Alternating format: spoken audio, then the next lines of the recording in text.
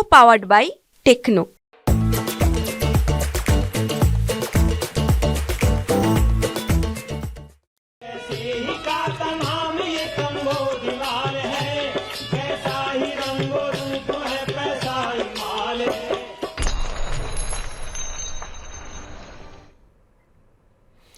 नमस्कार, मनी 9 के पसंदीदा कार्यक्रम मनी सेंट्रल में आप सभी का स्वागत है। मैं हूं विपुल सिंह।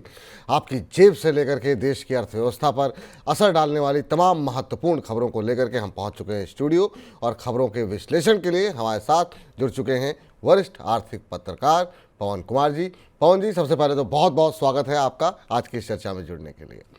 तो पवन जी के साथ तमाम आर्थिक खबरों का विश्लेषण शुरू करें उससे पहले आपको ये बता देते हैं कि आज के मनी सेंट्रल में हम किन किन विशेष मुद्दों पर बातचीत करने वाले हैं, किन पर चर्चा करने वाले हैं, नजर डालते हैं ऑन द शो पर। ऑन द शो में सबसे पहले बातचीत करेंगे हम यूपीआई लेन देन पर शुल्क नहीं चाहते हैं लोग, क्यों हम ऐसा कह रहे हैं, डिटेल में होगी बातचीत, क्योंकि लगातार यूपीआई के लेन देन पर अब शुल्क लगाने की बातें हो रही हैं। हर महीने जारी होंगे लेबर फोर्स सर्वे के आंकड़े। क्या है इस खबर के पीछे, थोड़ी देर में होगी चर्चा। बड़े खर्चे की तैयारी में है वोडाफोन आइडिया। वोडाफोन आइडिया पिछले 3-4 दिनों से लगातार चर्चा में है और आज की तेजी की क्या वजह है ये आपको थोड़ी देर में बताएंगे। जल्द घोषित हो सकती है इंटर्नशिप स्कीम। किस इंटर्नशिप स्कीम की बात कर रहे हैं, बने रहिए हमारे साथ। बैंकों में क्यों बढ़ रही है बिना दावे वाली रकम, ये भी होगी आज चर्चा का विषय। और आखिर में शेयर बाजार में बढ़ा है विदेशों से आया निवेश, क्या है इसकी वजह और क्या कुछ इसके मायने होंगे, ये भी करेंगे डिटेल में बातचीत। लेकिन सबसे पहले बात करेंगे यूपीआई से जुड़ी हुई खबर के साथ। सरकार की तरफ से यूपीआई लेन देन पर अगर किसी तरह का शुल्क लगाया जाता है तो अधिकतर यूपीआई यूजर्स उसका विरोध करेंगे। लोकल सर्विल की तरफ से किए गए सर्वे में यह आकलन सामने आया है।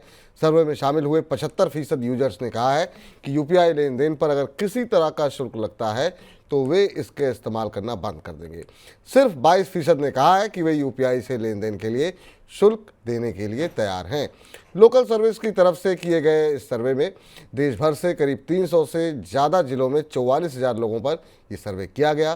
देश भर में बढ़ते फिनटेक कारोबार को देखते हुए फिनटेक इंडस्ट्री सरकार से मांग कर चुकी है कि यूपीआई ट्रांजैक्शन पर एमडीआर शुल्क लगाने की शुरुआत की जाए। सर, दो महत्वपूर्ण सवाल हैं कि एक तो अगर यूपीआई पर शुल्क लगेगा तो डिजिटल इंडिया सफल कैसे होगा, और दूसरा ये कि क्या ये यही कारण है जिसकी वजह से जब कहा जा रहा था कि जीएसटी की जब बैठक हो रही थी या इससे पहले भी बातचीत हो रही थी कि यूपीआई ट्रांजैक्शन पर टैक्स लगाया जाए, तो सरकार ने इस बारे में गौर नहीं किया। दोनों बातें हैं विपुल। जब यूपीआई की आप बात करते हैं तो आप सीधा 7 साल पहले आप जाइए, और उसके बाद जब डिमोनेटाइजेशन हुआ, जिसके बाद सरकार ने डिजिटल इकोनॉमी पे जोर दिया, तो आप देख रहे हैं कि हर महीने हर हफ्ते जो यूपीआई का इस्तेमाल करते हैं लोग, उसकी संख्या लगातार आपको बढ़ती हुई दिखेगी। ये वैल्यू में भी दिखेगा और ये वॉल्यूम में भी दिखता है। अब देखिए, सबसे पहले कि सर्वे ने क्या कहा उस पे हम लोग बाद में आते हैं। पहले ये बात करते हैं कि किन के तरफ से ये दबाव है कि साहब इनके ऊपर लगाया जाए, ये एक ट्रांजैक्शन है जिसपे एक लेवी लगाया जाए।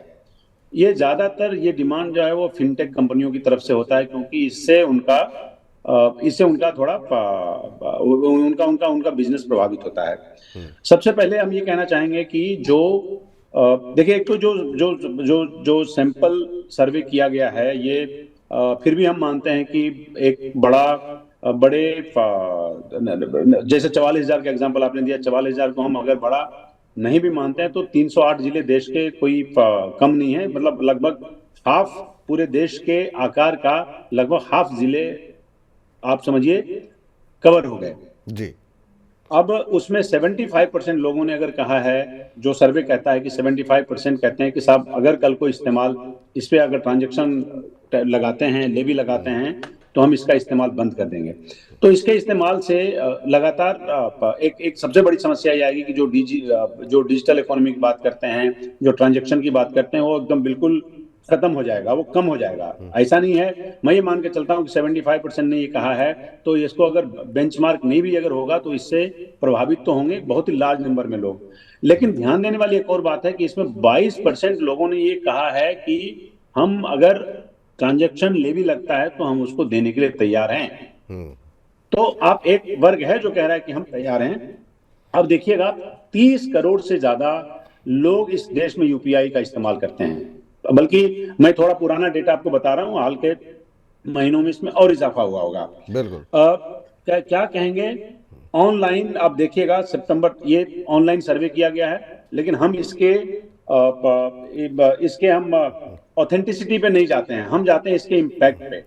अगर ऐसा होता है तो इसके इम्पैक्ट क्या होंगे, तो आपको पता चलेगा कि इम्पैक्ट से डिजिटल इकोनॉमी जिसकी तैयारी सरकार कर रही है, जो क्लेम करती है कि साहब हम दुनिया के उन गिने चुने देशों में से जहां पूरी तरह से डिजिटल ट्रांजेक्शन पे काम हो रहा है, तो उस मूवमेंट को या उस कैंपेन को या उस ऑब्जेक्टिव को बड़ा धक्का पहुंचेगा।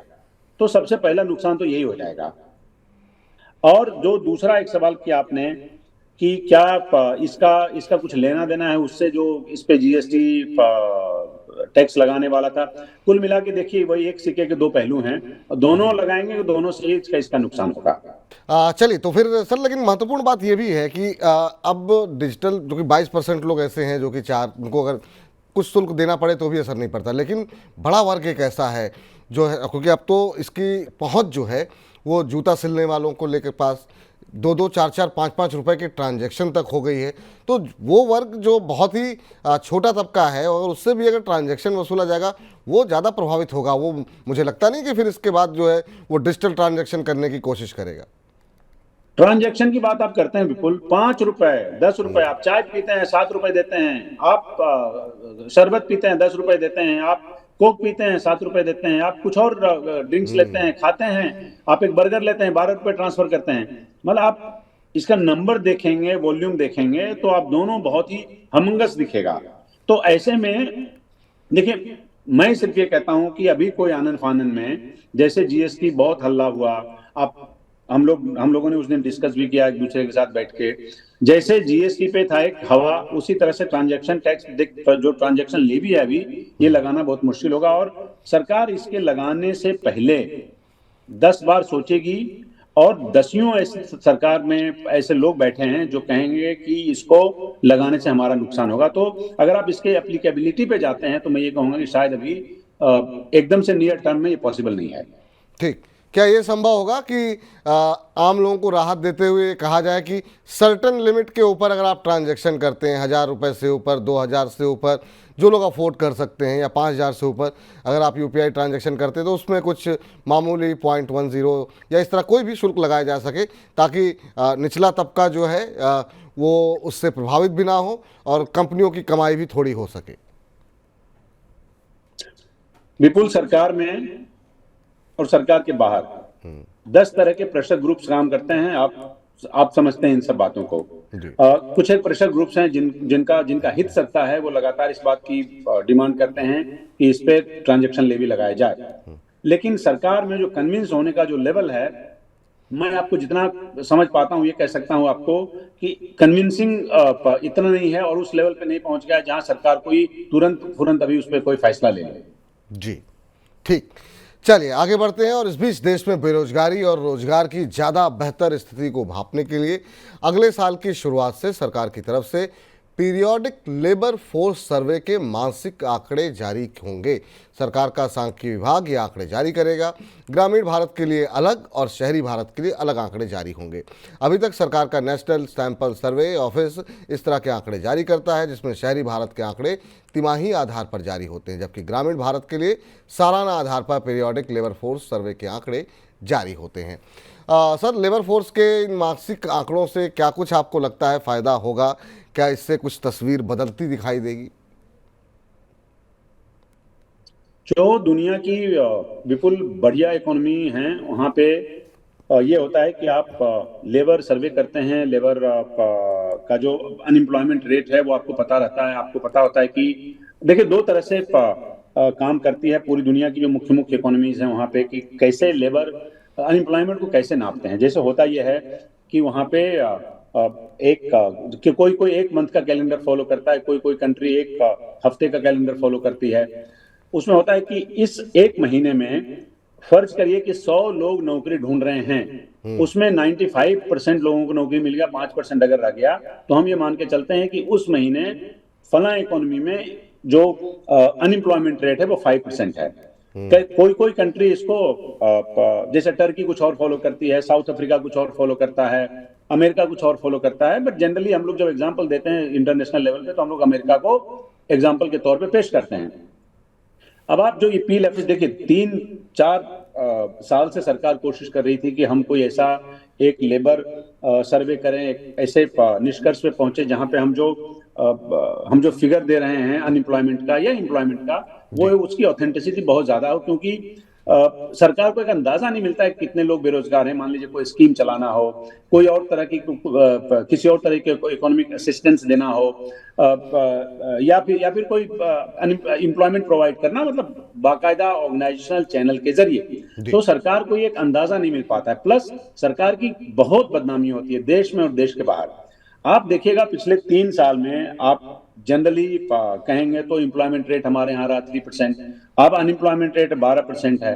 अब उसको कैसे ठीक करेंगे? तो देखिए, जो अभी मौजूदा सरकार है उसने काफी सोच विचार के बाद कहा कि बड़े लेवल पे हम सुधार करना चाहते थे, जब तक लेबर का बेसिक ऑथेंटिक डेटा है उसको, लेकिन वो काम अगर नहीं हो रहा है तो कम से कम एक ऐसी शुरुआत की जाए। और ऐसा कौन सा डेटा जो आप 3 महीने बाद अगर करेंगे, हम दुनिया के उन देशों उन इकोनॉमीज में से एक हैं जहां पे GDP के भी डेटा और अनएम्प्लॉयमेंट, ये सारे डेटा जो एक टाइम के बाद बहुत बाद में आता है। तो आपको अगर ताजा डेटा चाहिए तो आपको उस हिसाब से काम करना पड़ेगा। आप सरकार ने अगर ये फैसला किया है कि हम इसको तिमाही में लाएंगे, इसको हम माहवारी लाएंगे, बहुत अच्छी बात है, लेकिन ये ऑथेंटिक डेटा होना चाहिए, ये ज्यादा जरूरी है। तो मैं ये कह रहा हूं कि अभी सरकार ने कहा है कि साहब हम इसको स्ट्रीमलाइन करेंगे, तो स्ट्रीमलाइन करेंगे तो अनएम्प्लॉयमेंट का और एम्प्लॉयमेंट का आपको बहुत ही क्रिस्प, ट्रांसपेरेंट और कैलेंडर के हिसाब से टाइमली डेटा मिलेगा, और उसके हिसाब से सरकार को उसको रिस्पॉन्ड करने का मौका मिलेगा। बिल्कुल बिल्कुल। तो टाइमली अगर डेटा मिलेगा तो निश्चित रूप से सरकार को जो है अपनी योजनाएं बनाने में काफ़ी मदद मिलेगी। इस बीच कर्ज के बोझ में दबी टेलीकॉम कंपनी वोडाफोन आइडिया अपनी सेवाओं के विस्तार के लिए अब बड़ा खर्च करने जा रही है। कंपनी ने टेलीकॉम गियर खरीदने के लिए नोकिया, सैमसंग और एरिक्सन के साथ 3.6 अरब डॉलर की एक डील की है। इस डील के तहत आपको बता दें कि मिलने वाले टेलीकॉम गियर का इस्तेमाल 4G सेवा के विस्तार और 5G सेवा के लॉन्च में किया जाएगा। कंपनी ने अगले 3 वर्षों के दौरान 6.6 अरब डॉलर का पूंजीगत खर्च करने की योजना बनाई है, जिसकी पहली कड़ी में 3.6 अरब डॉलर का डील जो है वो की गई है, और ये अगले 3 सालों के लिए है। ये सर महत्वपूर्ण सवाल अब ये है कि क्या ये जो निवेश की कंपनी योजना बना रही है उससे कंपनी अपने खराब दौर से बाहर निकल पाएगी? ये मेरी समझ जहां तक बनती है विपुल की, ये मार्केट के लिए, इन्वेस्टर्स के लिए और कंज्यूमर्स के लिए अच्छी खबर है। देखिए, क्या है कि आप सर्विसेज में भी देखेंगे तो वोडाफोन की सर्विसेज को एक तरह से मतलब उसका वो लेवल नहीं है, बहुत तरह की दिक्कतें हैं, और खासकर 4G में आपको टेक्निकलिटी उसकी खराब है, सिग्नल नहीं मिलते, कॉल ड्रॉप है। इन सब चीजों को आप देखेंगे तो आप एक विवेचना पे पहुंचेंगे कि एक सर्टेन रिक्वायरमेंट्स है जो कंपनी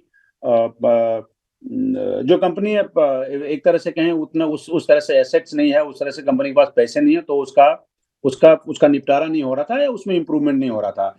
अब इसमें ये कंपनी ने फैसला किया, ये अमाउंट आप देखेंगे अराउंड 3000 करोड़ के आसपास बनता है, तो इससे कंपनी अपने इन्वेस्टमेंट कर पाएगी, अपने जो इंफ्रास्ट्रक्चर है उसमें सुधार होगा, जो इसके इन्वेस्टर्स हैं उसमें एक तरह का कॉन्फिडेंस आएगा। मैंने देखा नहीं, बट शेयर मार्केट में कंपनी ने अच्छा किया होगा, मैं बाहर हूँ, लेकिन शेयर मार्केट में कंपनी के शेयरों में थोड़ी बेहतरी आई होगी।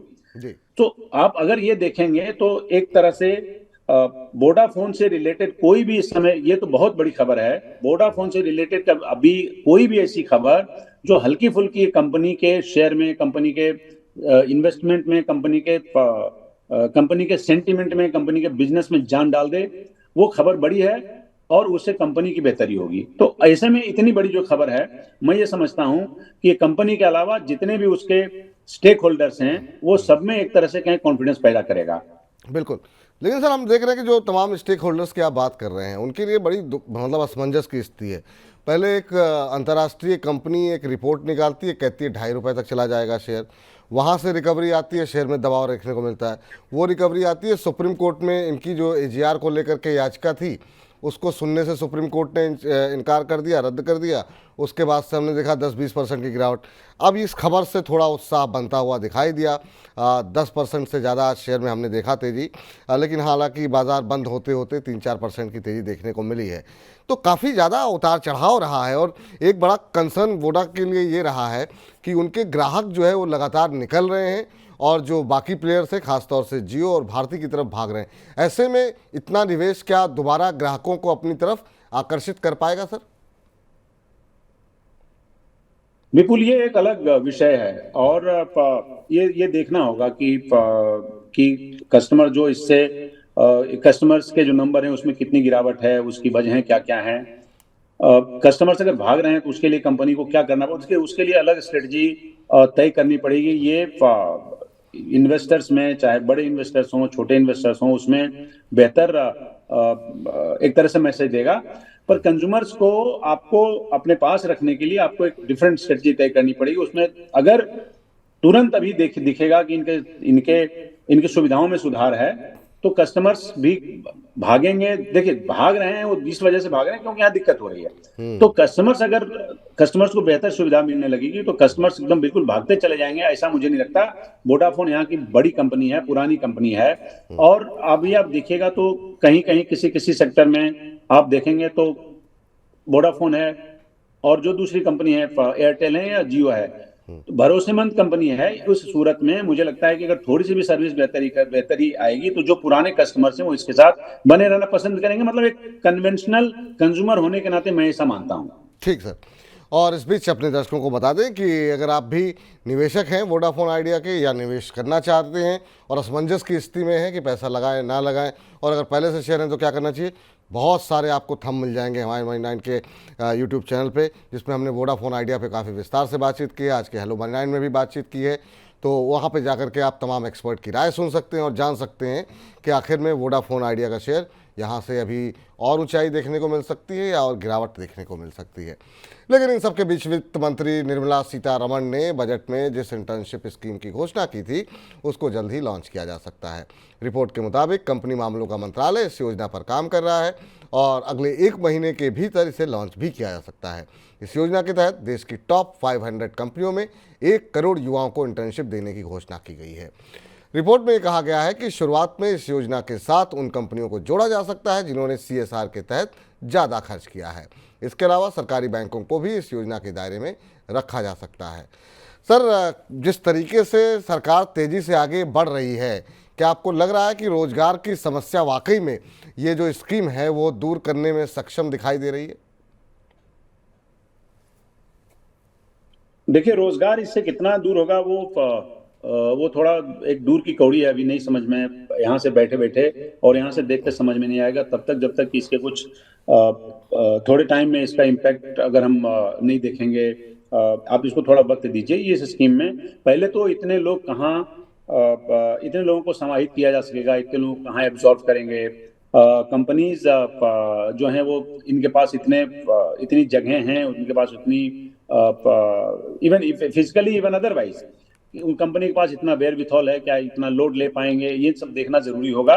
केवल अनाउंसमेंट जो है वो बहुत ज्यादा इम्पैक्ट लाएगा ऐसा मुझे अभी फिलहाल नहीं लगता। लेकिन मैं आपको एक बात कहता हूं, जैसे इस देश में उसका कोई हिसाब नहीं। इस देश में अभी 15,000 से ज्यादा ITI इंस्टीट्यूट्स हैं, उसमें लाखों स्टूडेंट्स उससे पास आउट करते हैं। उसका कोई पैमाना हमारे पास नहीं है, उसमें से कितने लोगों को नौकरी मिल रही है, उसका नजरिया क्या है, ट्रेनिंग का लेवल क्या है, कैसे उनको एम्प्लॉय किया जाएगा। अगर वो बढ़िया प्रदर्शन नहीं कर पा रहे हैं तो वो एम्प्लॉयबल नहीं है।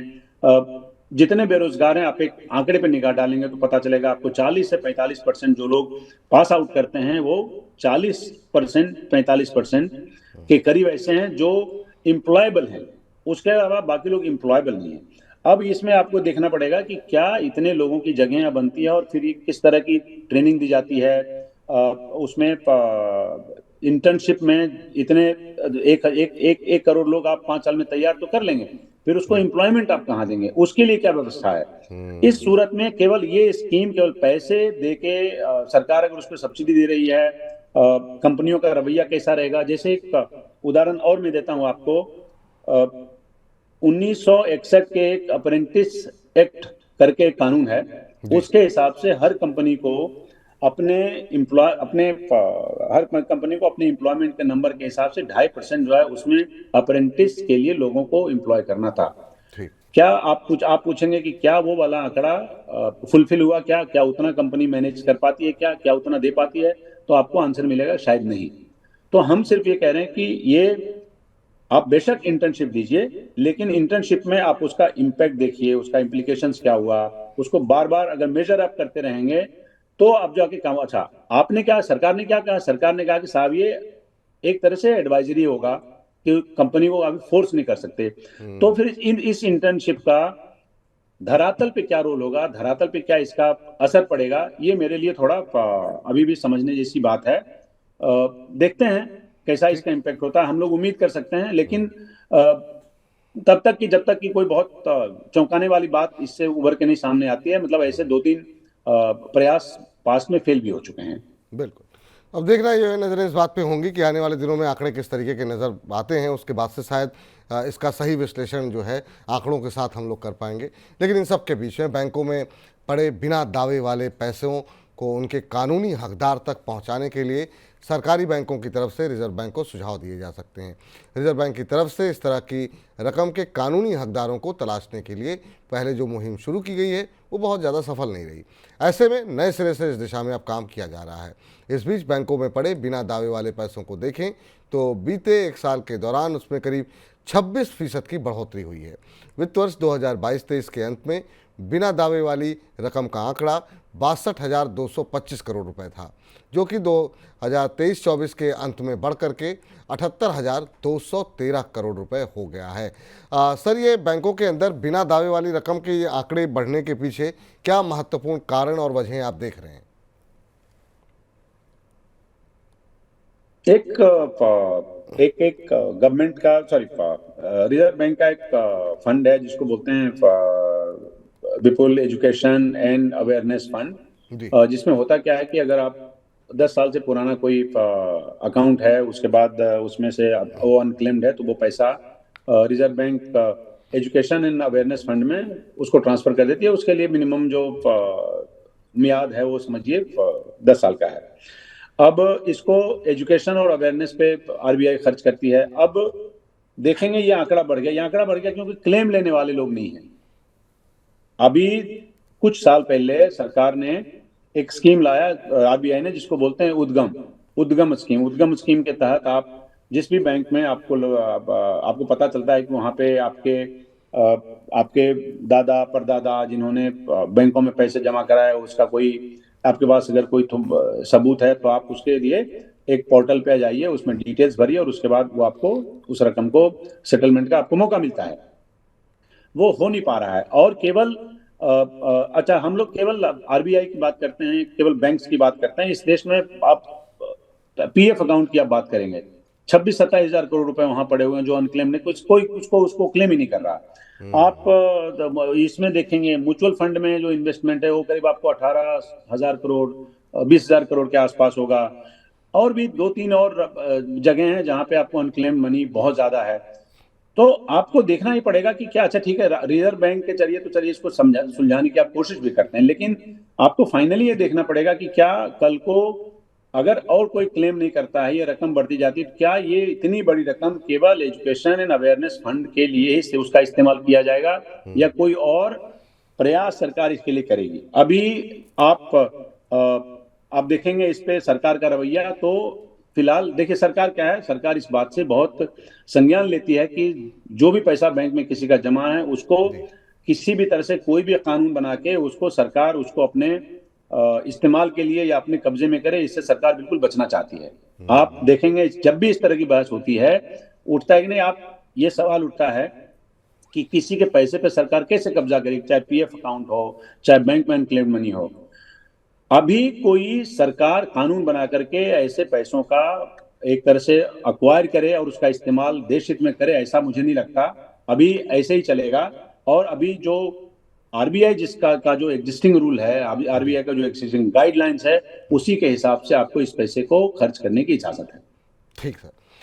इन सबके बीच में भारतीय शेयर बाजार में विदेशी निवेशकों की खरीदारी में बढ़ोतरी देखी जा रही है। अमेरिका में ब्याज दरों में हुई कटौती के बाद भारतीय बाजार में विदेशी निवेशकों का निवेश बढ़ा है। सितंबर 20 तारीख तक विदेशी संस्थागत निवेशक 33,000 करोड़ से ज़्यादा के शेयर खरीद चुके हैं। विदेशी संस्थागत निवेशक भारतीय शेयर बाजार में जून से नेट खरीदार बने हुए हैं और माना जा रहा है कि उनकी खरीदारी का ये ट्रेंड आगे भी बना रह सकता है। और शुक्रवार को जो खरीदारी अब विदेशी निवेशकों की तरफ से देखने को मिली, उसने तो 11 महीने का रिकॉर्ड ही तोड़ दिया। तो लगातार शुक्रवार को और सोमवार को भी विदेशी निवेशकों की तरफ से खरीदारी जारी है। सर, ये उम्मीद करें कि जिस तरीके से ब्याज दरों में अमेरिका में कटौती हुई, उसके बाद से शुक्रवार को एक बड़ी खरीदारी देखने को मिली। 11 महीने का उच्चतम स्तर देखने को मिला, सबसे ज़्यादा खरीदारी 11 महीनों में देखने को मिली शुक्रवार को। क्या ये उम्मीद करें कि आगे भी विदेशी निवेशक खरीदार बने रहेंगे भारतीय बाजारों के अंदर? नहीं, इमर्जिंग मार्केट्स में जितने पैसे लग रहे हैं, जो इन्वेस्टमेंट चल रहा है विपुल, उसमें आप देखेंगे तो हमारा बहुत बड़ा आकर्षण है। पिछले कई सालों से देखेंगे, उसमें मार्केट की हाइट अगर इस लेवल पे पहुंच गई है तो उसमें कोई खास बात है। ऐसे में उस दिन भी जब हम लोग आपस में बात कर रहे थे तो ये बात सामने आई कि जब वहां पे इंटरेस्ट रेट कट हुआ है तो काफी हद तक इन्वेस्टमेंट हिंदुस्तानी बाजारों में आना चाहिए। तो जो अभी हम लोग देख रहे हैं वो उसी का नतीजा है। और मार्केट एक्सपर्ट ये मानते हैं कि ये ट्रेंड फिलहाल अभी कुछ समय तक बना रहेगा। आप चाहे ग्रोथ रेट की बात करें या आप दूसरे जो इकोनॉमी के बाकी इंडिकेटर्स हैं उसकी बात कर लीजिए, तो कुल मिलाकर जो है भारत का जो बाजार है वो मौका नहीं दे रहा जिसके हिसाब से कोई हड़बड़ी मच जाए और मार्केट से लोग पैसे निकाल करके ले जाएं। जो संकेत हैं वो इसी बात के संकेत हैं कि सारे इंडिकेटर्स पॉजिटिव हैं। लिहाजा अभी देखिएगा मार्केट यहां से थोड़ा और स्वेल करेगा और जो इन्वेस्टमेंट होगा और बेहतर होगा। जी बिल्कुल। चलिए जरा एक बार फिर से वो ग्राफिक्स दिखा दीजिए ताकि हमारे दर्शकों को हम थोड़ा समझा सकें कि इस ग्राफिक्स के मायने हैं क्या। 6 मई 2020 के आंकड़े देखिए, 17,123 करोड़ रुपए की खरीदारी जो है विदेशी निवेशकों की तरफ से की गई थी। तो सीधे निफ्टी में 9,205 से 10,177 ये जो है लेवल्स देखने को मिले थे। वहीं 19 जून की बात करें 2024 की तो 7,908 करोड़ रुपए की खरीदारी की गई थी। 12 सितंबर को 7,695 करोड़ की खरीदारी की गई और शुक्रवार जिसका जिक्र हम अभी कर रहे हैं वहां पर 14,064 करोड़ रुपए की खरीदारी की गई और 25,415 से 25,791 महज एक दिन के अंदर ये लेवल देखने को मिले हैं। जबकि बाकी जगहों पर आप देखेंगे तो 22 कारोबारी सत्र में 9,200 से 10,177 का लेवल देखने को मिला।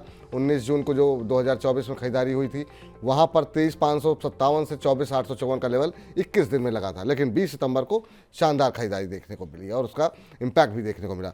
पवन जी, आज की इस चर्चा में आप जुड़े, तमाम खबरों का विश्लेषण किया, बहुत बहुत शुक्रिया, बहुत बहुत धन्यवाद आपका।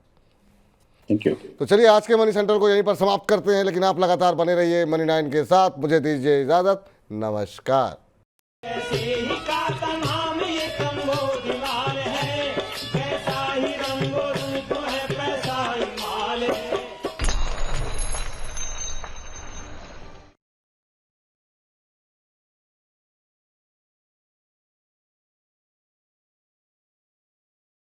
को पावर्ड बाय टेक्नो।